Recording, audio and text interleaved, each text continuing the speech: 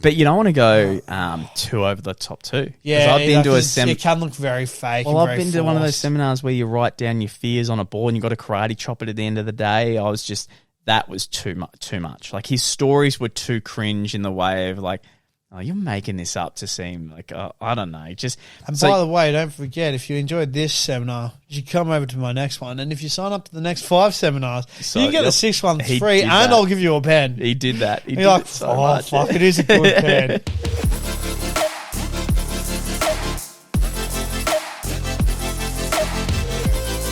Ladies and gentlemen, it is Morokai with 2 eyes. We're back on every single Monday, Tuesday, Wednesday, Thursday, and Friday, 7 a.m. on Spotify and 4:30 p.m. on YouTube. I'm going to talk about something that's so relatable that is happening to me at this second. Okay. At this second. All right. I'm crashing hard. Yes. You did establish that just before you did the intro. I pre-warned you. I said, I don't know what's happened. What's happened is I've just, out of the blue, been like, nah, it's bedtime for me. And I feel like so many people have had that where you're hanging with a friend or you've got something cool planned. We'll do the average, like going out for a nightclub, going out to dinner. And somehow, out of the blue, you just go... It's just a wall. If I went to my bed right now... You're out. I'm out. I'm out, done. And it reminds me of times when we would go out and a lot of the time we'd make sure we have good pre-drinks and we're just drunk as anything. But, mate... Sometimes you would just go, oh my God, I've booked to go on a train with these people to dinner, then the city, and then we're meant to be out till minimum 2 a.m. Yeah, at least. And I am feeling like this. No fucking thank you. Yeah. I think that's one of the worst feelings ever. Oh, it has to be. And I think it's bad as well because, like, you've already committed. So then you're like, I don't want to be that guy that pulls out because I hate the guy that pulls out. Oh, no So I don't want to be that guy either. Yeah. But you also don't want to be the guy that's ruining the vibes because you're so tired. Yeah. And then you sort of try to play it off as well. Like, you get like halfway through that maybe the dinner, you'll be like, oh, I'm pretty full. I don't know. Like, maybe I won't. And then everyone's like, no, you got to come. You're like, oh, maybe. Like, mate, sometimes... like, no, I'll come out. And you're like, oh, all right, I guess I'll go out then. And then sometimes you're like, you cut the shit and you go, I don't even care. I don't even care if I piss any of you off. I'm just in a mood. I'm now grumpy. It's and so then you true, ruin though. the vibes. It's so true. I can't express that enough. I would say it happens more often than we think. Well, I don't know if this was true or not, so I'm not taking this as fact, but I swear I saw a video once where someone was explaining that way, way, way back, like I'm talking like near caveman days. There was a whole thing like when they were discovering language and creating language, all that kind of stuff, that they had something called two sleep. And what two sleep is you wake up when the sun rises. Yes. You sleep midday because you're obviously working very hard. They would have worked a lot back then. Like crack of dawn sort of thing. Yeah, exactly. Yeah. And then the minute it goes nighttime, that the moon's up, back to sleep. Right? Yeah, right. And as humans, we are supposed to, like, all this light fucks us up completely. Oh, we 100%. are supposed to go to sleep the minute the sun goes down and wake up the minute it goes up. That's what we're meant to do. So I think we're just, you get days where you feel great and everything, but I would count more days where I feel bad or have that midday crash than others. Yeah. Do you know anyone who gets to about, I don't know, 8 p.m. and they're feeling like buzzed up and about ready to go? Not usually, no. Like you're usually pretty keen to like, you're sort of relaxing, you put on a show. Mm-hmm. Maybe you're already jumping into bed. Yep. As well. I always found it like, I'm somewhat jealous of those people where you're like, they're like, yeah, I'm in bed at 9 o'clock and I'm always asleep by like 9:30, 10. I'm always like, fuck, how do you do it? What are you talking about? Oh, the time. Because I was about to say, you fall asleep so easy. Yeah, no. I do fall asleep so easy, but like, I feel, for me personally, if I'm asleep by like 8 o'clock of a night, or like either something's like wrong, or I'm sick. Yep. Because I'm up until like at least 11 o'clock, if not midnight. Yeah. At least. Yeah. Even with the new job, like now it's a bit more like 11 because I'm actually like, shit, I got to get up at fucking 5 o'clock in the morning. Mm. But, yeah, like I was always so, and I think part of me, the reason why I'd like to stay up is sort of peace and quiet because usually people are asleep anyways. But it's almost like FOMO, like whether it's like scrolling on Facebook, like maybe there's like a reality TV show, so you want to talk to your mates after the episode. I always had like that. I feel it's a fear of missing out, but at the same time, you always say it to yourself as well. You're like, should have gone to bed earlier. Yeah. I'll go to bed earlier tonight. Never happens, mate. Everyone listening knows that somehow when they wake up very early, like say you get up at 4 or 5. Somehow naturally, like it just works out and you get up and you get out of bed and you go, actually, I'm feeling okay. Everyone will agree. You go, holy shit, I got so much done. Like I felt so fantastic. Like my work day hasn't even started and I've gotten all this stuff. Like I feel next level. And then when it gets to about 8 p.m, you are ready to crash because you've had a full proper day of exercise, work, eating right, getting a lot done. You smashed everything out that you needed to. And like you feel accomplished. Yeah, and you're ready to go to bed. My problem is, if I do that, I can wake up feeling good, but I don't wake up feeling good enough to work out in the morning. I never do. If I do work out in the morning, I will then crash midday. Without a doubt, no question asked, it'll happen.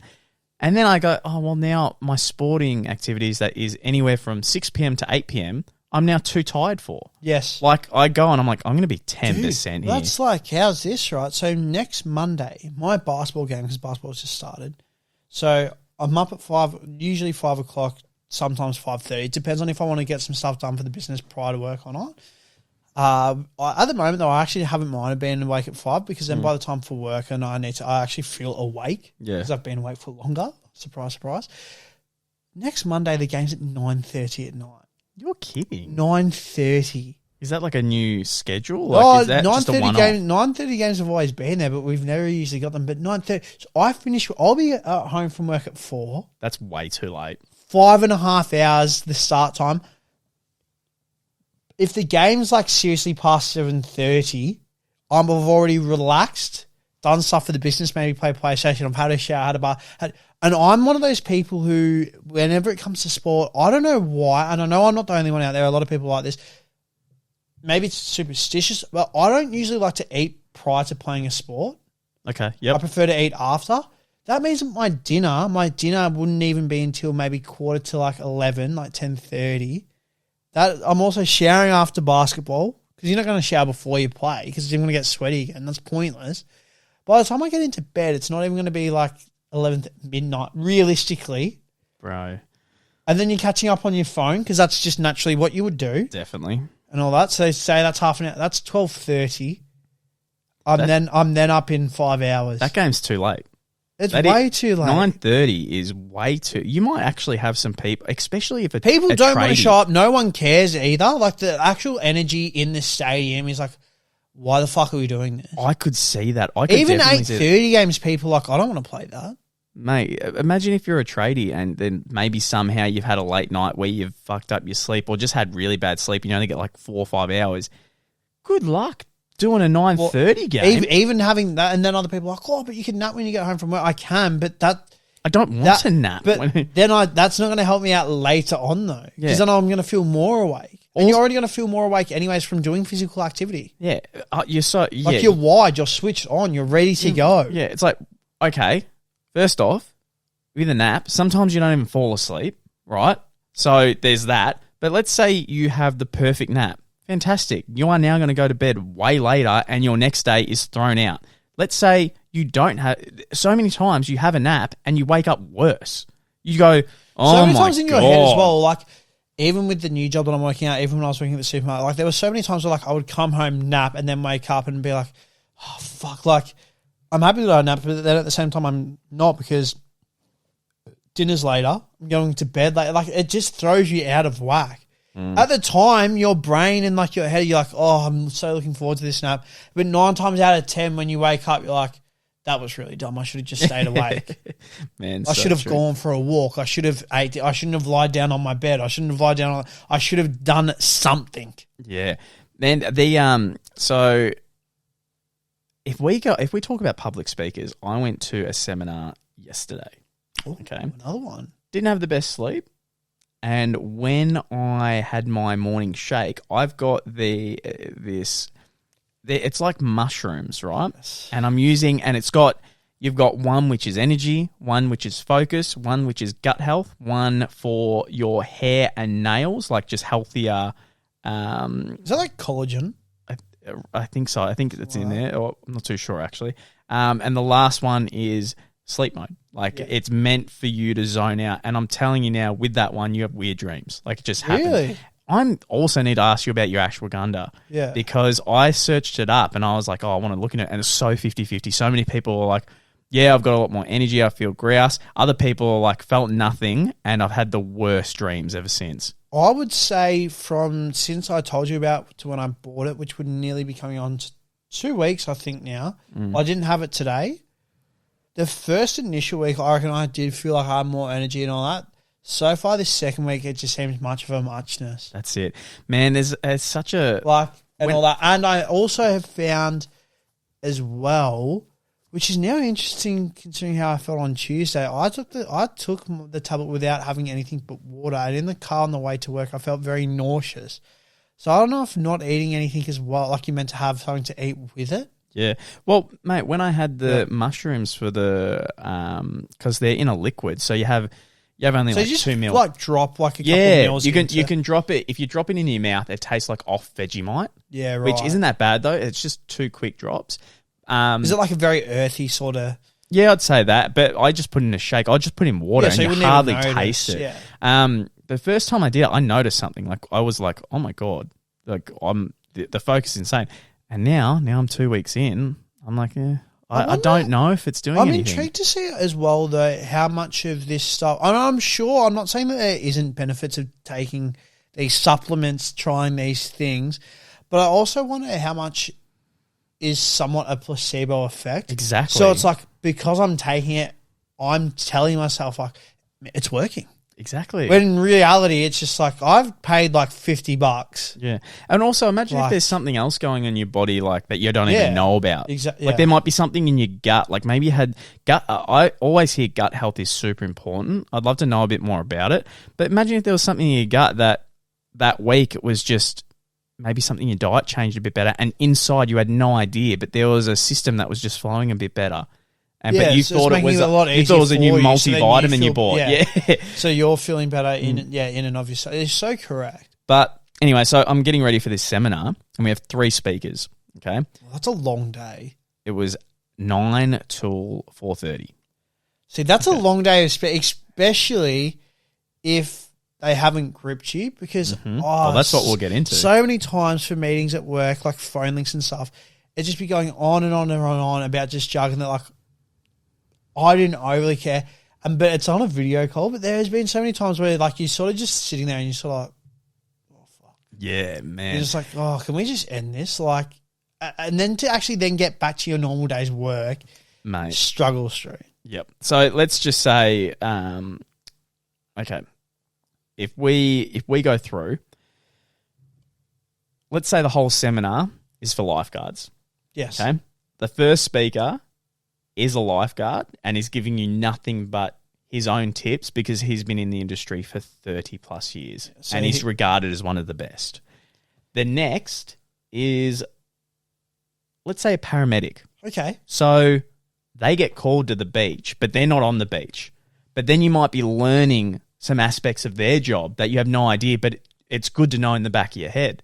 Like, hey, if you actually call us at this time, it gives this information, it actually helps us a lot easier. And you go, oh, I didn't even know that. So it's not directly at you. You're not doing it every day, but you get an idea of what they're going through. It's beneficial as well. Like, and then knowledge. And then you've got someone who is just a stats man. He's just telling you nothing but statistics. Numbers. About the people that are coming to the beach, the demographic, it could be race, everything and everything, right? So just statistics. So those are the 3 you got set up for this lifeguard seminar. Anyway, before I go there, I get my shake and I fucking put a whole heap of my mushroom liquid in, drink it, I turn around and realize that I've put the sleeping one in. Oh, no. And I'm already tired. Like I'm already like, fuck. So I was like, this is not going to be good. Did you try to counteract it with like the energy one then? Yeah, I actually did put a little bit more energy in there. Yeah, that is what I did. Anyway, so I get to this hotel where they're hosting, and they've got like a breakfast going on. They got everything. We get in. I can already tell. I'm like, dude, you're you're going to crash midday. But I was doing fine in the morning. Yeah. And I know my body too well. I'm like, you're going to do fine, but mate, 12, you're going to need to find somewhere to sleep. And my options was either go to the bathrooms and go into one of the stalls and just try to figure it out there, or just go back to my car and just do that. Anyway, first speaker, the one who's the lifeguard who's been in the industry for forever, fantastic. Learned so much, and he was engaging. Awesome. Okay. Always and the good. room wasn't warm or hot.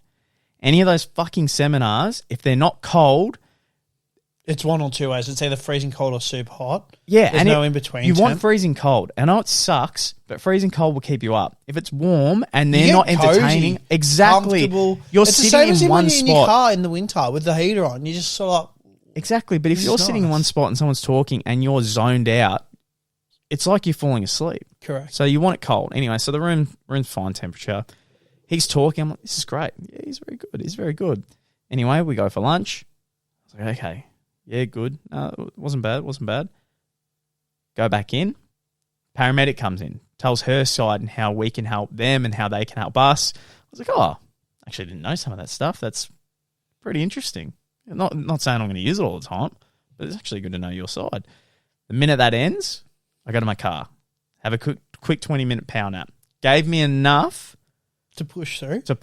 And I was like, oh, perfect. Okay. I was like, I'm still tired. Don't get me wrong. I was like, that has helped heaps. We have an hour, the statistics guy, and then we have the main lifeguard coming back after that to finish off. This statistics guy was so bad. I've never seen a whole room disengage as hard as they did. Right. You could not look around the room halfway through this guy's speech and not see people on their phones, looking at their shorts, playing with like their buttons, just looking down, and some people just like looking away, just like bored shitless. I kid you not, this is just someone who is obsessed with numbers, who got up and just said, this is how many, 5 to 10-year-olds come to the beach every year. This is how many. He just read off the board, right?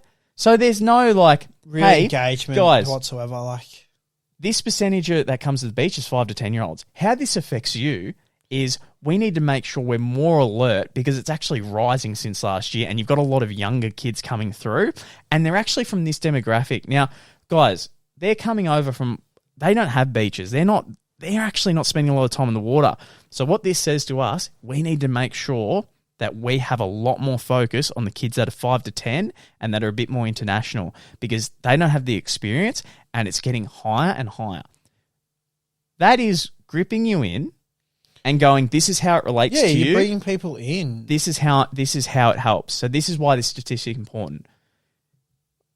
This is what he did. A whole stat board came up.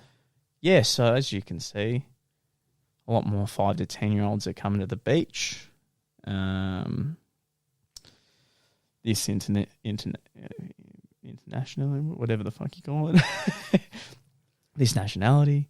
So they're coming in. 10 to 11-year-olds, they're just a bit more your older generation, I guess they come through sometimes. And here's another graph that I prepared. I love these graphs. He was so obsessed with his graphs. But he just put on the screen. Graphs, Excel spreadsheets, baby. And read off the screen. And I'm bored out of my mind. And he put me back to sleep. Yeah, and finally the good one came back. He pumped it up a bit more with some more information, a bit upbeat energy. But fuck, there's a survey that came out after the event, like, grading them, being like, do you want this person back? And I don't know anyone in my office who went, yeah, we want him back. Everyone was like, do not pay this man to come back. Like, because we could have got that information by just him sending us his slides. 110%. He didn't need to be there. So public speakers are just like, you need good ones. Not everyone can be a public speaker as well. Tell a story here or there, but really engage with it. That would have to be the key for any public speaker. Yeah, it's the same with WWE wrestlers. And just be interesting. WWE wrestlers, there's some people just like they jump around. It's like, no, someone like The Miz, they need to know the exact time to work the crowd and the exact time to, like when he worked with Logan Paul, He needs to know the exact time to push the audience towards Logan Paul to support him and the right moments for him to be the heel, the bad guy. He plays off the crowd. That's so important, making sure you got that involvement. Well, it helps tell the story. Yeah, exactly. So, I don't know. The whole time I was listening to him, I'm like, hey, you're like... Just monotone. Seriously. It's like, how are you... yeah. It's different if they just have that sort of voice, where it's like, so guys, if you will look to... And it doesn't change. Yeah. Because you're not intrigued. It doesn't pull you. It doesn't grip you. Yep. Because you don't care. You genuinely don't care. And it's weird because it's like, I can tell you love numbers. Like, I can tell that you go home and you can't wait for new statistics come out to update your graphs. I can get that. But it's not coming off as passion. It's not coming off as, I want to show it's coming off as like a chore, how much. It's coming. And I know you might not mean it, but fuck, maybe someone's got to tell you because, Jesus, I couldn't get over it. I could not get over the fact. I'm like, I feel like that hurts as well because it's the day itself is long, especially if you're tired. But having two speakers come out and actually be like pretty good for the most part, engaging, actually sort of getting your brain thinking. Yep. Maybe their slides are somewhat interactive as well. They're reaching out to the crowd, getting their opinions, like just involving the crowd. And then you got someone that's just legitimately reading off a whiteboard. Yeah. But you don't want to go too over the top too. Yeah, I've been to a it can look very fake. Well, I've been to one of those seminars where you write down your fears on a board and you got to karate chop it at the end of the day. That was too much. Like, his stories were too cringe in the way of like, oh, you're making this up to seem like, I don't know. By the way, don't forget, if you enjoyed this seminar, you should come over to my next one. And if you sign up to the next 5 seminars, you can get the 6th one free and I'll give you a pen. He did that. You're like, fuck, it is a good pen. I do want the pen. Oh, but yeah, you got to have, some people are just natural at it. But yeah, some people are just good speakers. Some people are great. Like, I know David Goggins was in Melbourne, actually. I reckon that would have been pretty cool to go to. Yeah, I know he's not for everyone, but I think that would have been pretty cool. Do you reckon it's worth paying for, though, with the amount of content and the amount of podcasts he's done? It's a good question. I don't know, because I feel like surely a lot of what he says in person is what's already out there.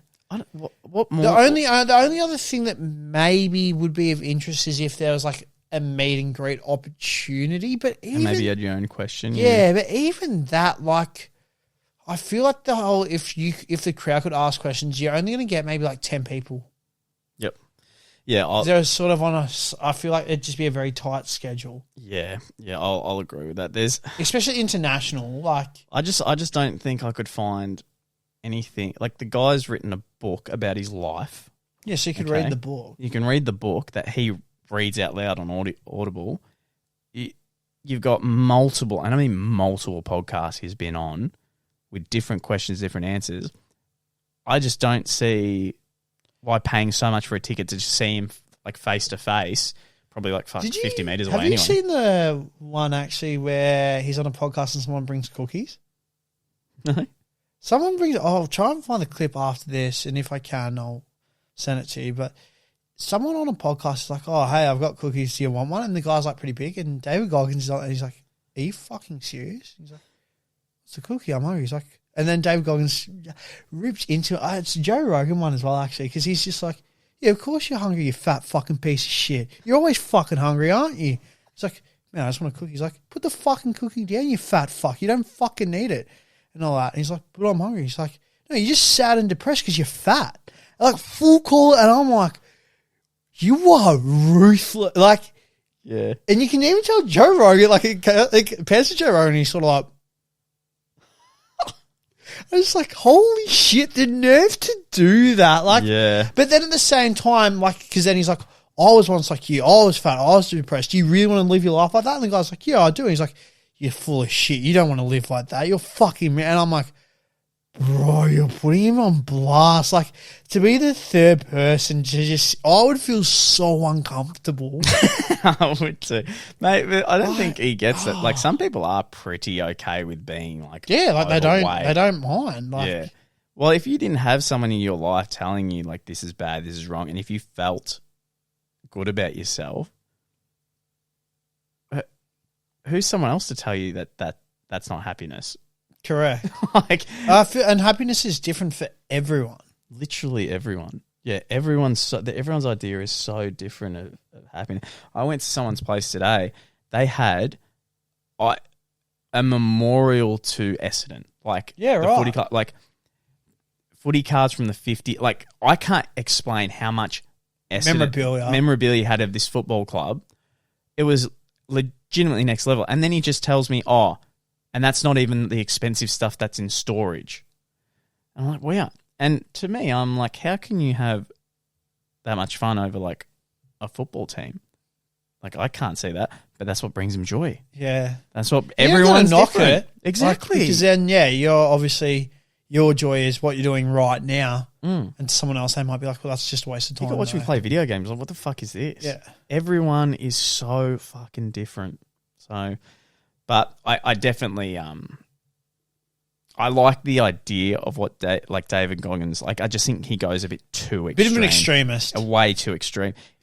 But I think it's awesome what he was able to achieve and he himself has overcome. Yeah. Well, the idea of do something you hate every day, I'm like, fuck, that's a good one. Even Ned Brockman, the guy that ran from Perth to Sydney. Yeah. Get comfortable being uncomfortable. Exactly. And I think that's an awesome thing to live by, but it's also a hard mindset to get in every single day. Like, yeah, exactly. If it was easy, everyone would fucking do it. Yeah. So, but if you could get in that mindset where it's like, I'm going to do something I fucking hate every day. There's always that thing in your brain. Can you imagine that mental strength that you have though to like allow yourself to even think that way? Like how unstoppable you could actually be. Yeah, definitely. You would never make an excuse because you're like, I know I can do this. Yep. Even there's a soccer player. There was a player that was playing soccer that recently retired, and he went into the snow. I don't know where he was, but it was some trek that he did. I saw it on Facebook, and he walked the snow in just a pair of board shorts. And people were like, mate, you're crazy. It's frostbite. You're so cold and all that. But he's like, yeah, it sucked and I was freezing cold. But you get to a certain point where like you don't even know. It's actually crazy what the human body can do if you just keep pushing past the barrier and all that. I'm like, fuck, could you imagine like the strength of those people that have that mindset would be incredible. It would be. It would, because anything and everything could seem possible to you. But also imagine if that's your setup and no one tells you that is an incredible mindset. Imagine if you just erase, that's also true, like somewhere in the snow where you have to, like that's how you raise. It's just the normal, and no one ever says to you, "This is next level. Your mindset's insane." And then you come to, and then like you bring like a friend over, and these people are like, "You're a fucking animal," and you're going like, "Why are you all so weak? Like, what is this?" Yeah, you'd have a completely different outlook. Normal. Like, I'm not. I keep getting told I'm not pushing myself to my limits, and it's like, if you're set up that way, it's scary what you could accomplish. It is. Ladies and gentlemen, that was Morokai with 2 eyes. Thanks so much for watching. We'll see you in the next one. Boom. Boom.